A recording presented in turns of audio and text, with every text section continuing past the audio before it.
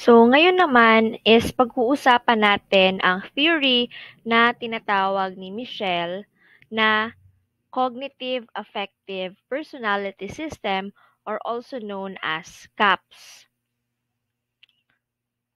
So, halos kaparehas nito ng kay Rotter in terms of their goals in predicting behavior. Yun nga lang, in this case, mas complex ng konti ang kay Walter Michel dahil sinama niya yung trait theories ng mga nauna. So, kung si Rotter ay gumawa ng isang formula to predict specific and general behavior using the psychological situation, so si Michelle naman ay hindi siya nag-stop doon. So, gusto niya din isama ang trait or yung mga global factors na na-discover nila Eysenck. So, in a way, mas complex ng konti, no, yung conceptualization ni Michelle. Pero, paano nga ba napunta si Michelle sa kanyang conceptualization na yon? So, ano bang history? So, before, nung mga medieval ages, siguro mga 50 years ago, so, common knowledge sa Western Academe na ang mga personality tests ay legit. For example nga ay yung mga personality test like yung um, Big Five Factor Theory and yung Three Factor Theory ni Eysenck, and they can really predict behavior. So, let's say for example, mataas ang score ko sa openness.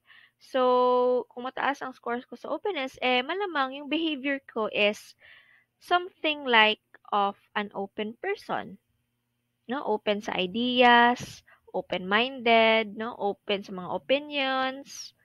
So, yun nga lang, common knowledge din na hindi 100% yung predictive power ng mga tests na ito.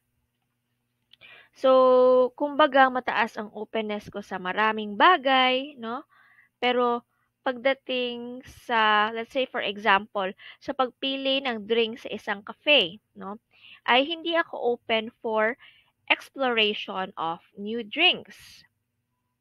So, theoretically, dapat open ako dun kasi nga lumabas sa aking test ay mataas ang aking openness. Pero, hindi ako open in that kind of situation. No? So, bakit kaya? And consistent ito. Kumbaga, may consistency yung inconsistency ng openness to experience ko. So, ang tawag sa situation na to is yung consistency paradox.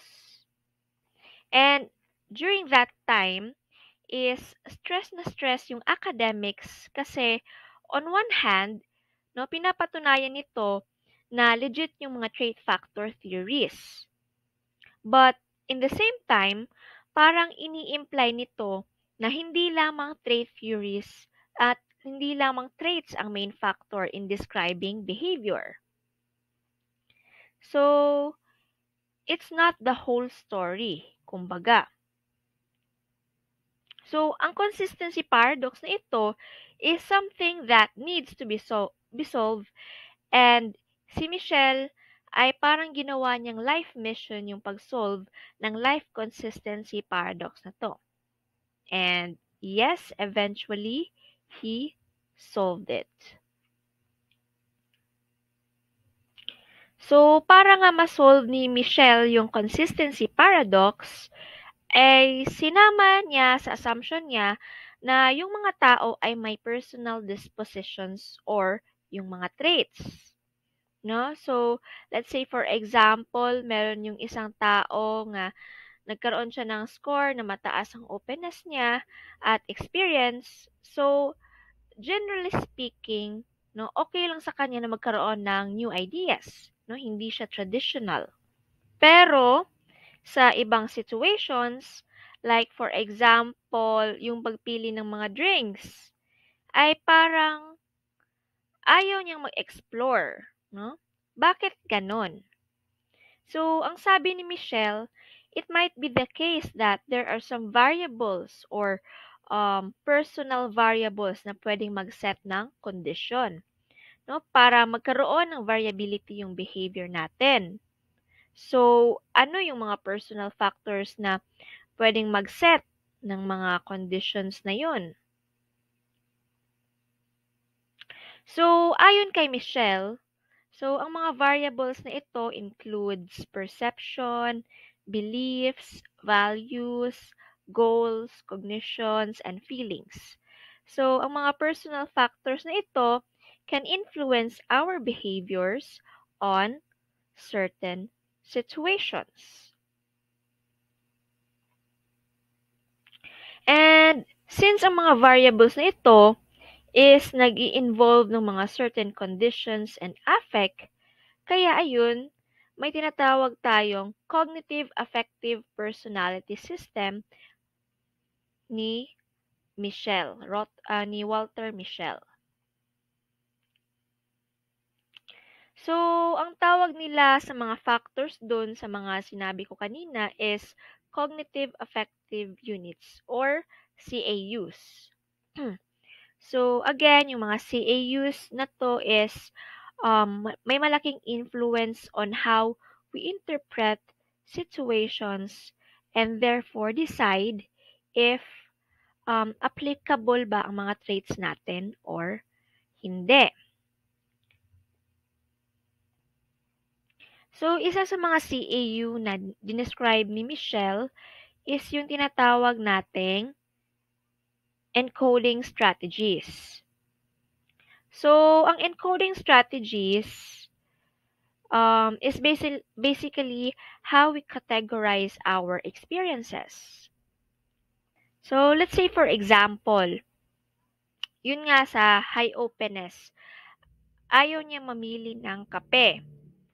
So, pwede niyong i-encode yung experience of going to the cafe as pupunta ako sa coffee shop para magtrabaho, no? Hindi naman para sa kape lang. So, ganun niya ini-encode yung experience niya. So, ibang example naman, yung mga taong iniinsulto, no? So, merong mga tao na iniinsulto mo or binibiro mo ay very responsive, no? Responsive masyado, mapipikon agad. Why? Kasi, yung pag-encode nila ng experience, yung categorization nila ng experience is very different. Yung isa, 'di ba, kanina sineseryoso masyado, yung isa naman is parang thinking nila hindi nagjo-joke lang siya. So, or hindi niya alam yung ginagawa niya. Or sa isip niya, nakikipaglokohan lang siya. So, iba yung naging behavior nila despite having the same experience. So, ang tawag doon is encoding strategies. Next, CAU naman is yung tinatawag nating competencies and self-regulatory strategies. So, basically, it's the same. It is the same with the self-efficacy of Albert Bandura. No, dun nga sa example natin, no, na mataas ang openness pero ayaw mamili ng new flavors ng kape. So, it might be the case na yun nga, wala silang talent sa pagpili ng masarap na kape, 'di ba? So, parang wala siyang confidence sa skill niya in choosing the right coffee for him or her. So, ang tendency say is mababa ang self-efficacy niya. And dahil mababa ang self-efficacy niya doon, so talagang di na lang talaga siya mamimili ng new drink. Kasi alam niya na madi-disappoint lang siya. So, ganun niya siniself-regulate ang sarili niya. So after all, ang goal niya lang naman sa cafe is to drink, hindi lang to drink coffee. Pero ang goal niya is magtrabaho sa coffee shop. So which brings us to the next CAU, which is ang goals and values. So depende sa goals and values ng isang tao and dun sa situation na meron siya, ay magkakaroon talaga ng variability ng behavior. So let's say for example, no, na dun nga lang sa um, goal niya is magtrabaho. So kahit anong kape ang kunin niya, magtatrabaho din siya. No, kailangan niya lang ng konting caffeine. So yun nga. So in other context naman, so ito yung mag-e-explain kung bakit usually yung mga war freak natin na mga kasama sa work or sa school ay napakaamo pagdating ng boss nila. No? Kasi meron silang goal na ayaw nilang mawalan ng trabaho or ayaw nilang mapagalitan. Kaya yun, nagpapanggap din sila pag may time. So, another CAU naman is yung tinatawag nating expectancies and beliefs na kung saan medyo parehas sila ng competencies. Yun nga lang, yung expectancies and belief, so it's more general. Kasi, ang competencies mo or yung skill mo lang as a person, pero yung expectancies and beliefs, ito yung parang general expectations mo sa mundo na ginagalawan mo. Let's say for example, dun sa high openness na guy nga, no? Dahil meron na siyang experience na natikman na niya yung latte, tapos masarap naman yung latte, so expect niya na kapag iinumin niya yun, is masasarapan siya. No? Okay naman siya dun. Di, yun na lang pipiliin niya sa coffee shop. So, in other context naman, may mga tao na very unagreeable sa maraming context ng buhay nila. No, yung ka-work mo na nakakaaway ng lahat ng workmates mo, no? Pero pagdating sa mga parents nila, so very maamos siya or sila. So why? No, bakit ganun? Kasi may belief or may expectation siya na dapat yung mga magulang is nire-respeto. So, kailangan niyang respetuhin yung mga magulang niya despite having the basic tendency to become unagreeable. And last but not the least is yung tinatawag nating affective responses. So, basically, ito yung emotions and psychological reactions. Kaya nga tinatawag na cognitive affective units. So, ito yung affective part. No? Contrary to popular belief, so emotions are still cognitions. Yun nga lang, hindi lang sila ganun ka-logical. No? I mean, hindi mo need ng logic to explain your emotions. No? It's just there. No? It's raw. Di mo kailangan ng logic para sumaya. No? Pag, for example, nakakita ka ng aso na nakasmile, na nagpupupo, na tinitingnan ka niya, based sa example ko. So, parang natatawa ka na. So, these affective responses can also affect our behavior despite our basic tendencies. So, let's say for example, no, di ba maraming beses mo nang binalak na i-break yung boyfriend mo, no? Dahil 7 times mo na siyang nakita na ng babae. Pero nung nagmakaawa siya, no, umiyak siya, nag-sorry, no, nagpa-sad boy, so na-touch ang puso mo.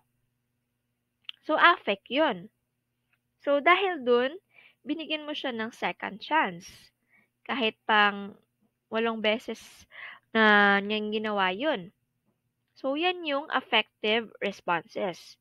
Hindi siya logical, but it still affects your behavior despite your tendencies. So, of course, no, yan yung example na binigay ko sa mga CAUs na yun is very simple lang sila.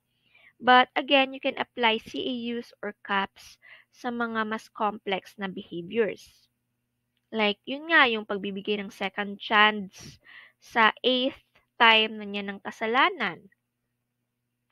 So, may mga certain beliefs and expectations tayo na kung saan hindi nagiging applicable yung mga basic tendencies natin. Like, hindi ibig sabihin na kapag mababa ang extroversion ko is hindi na ako pwedeng mag-public speaking. Kasi, meron akong competency sa public speaking.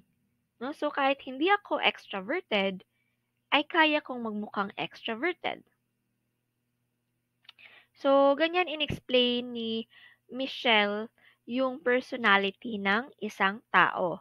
No? Meron tayong basic tendencies and at the same time, meron tayong mga perceptions, beliefs, expectancies about ourselves, about the world that can influence our behavior in some certain situations, no? Which makes our basic tendencies sometimes irrelevant, no? But still relevant pa rin sila.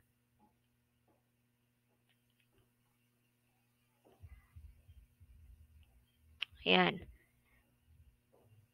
So, just like Rotter and Bandura, no, mataas yung rating sa theory na to sa falsifiability, generation of research, organization of data, internal consistency, and parsimony. So, hindi siya gaanong useful sa psychotherapy, but still useful pa rin siya in explaining behavior.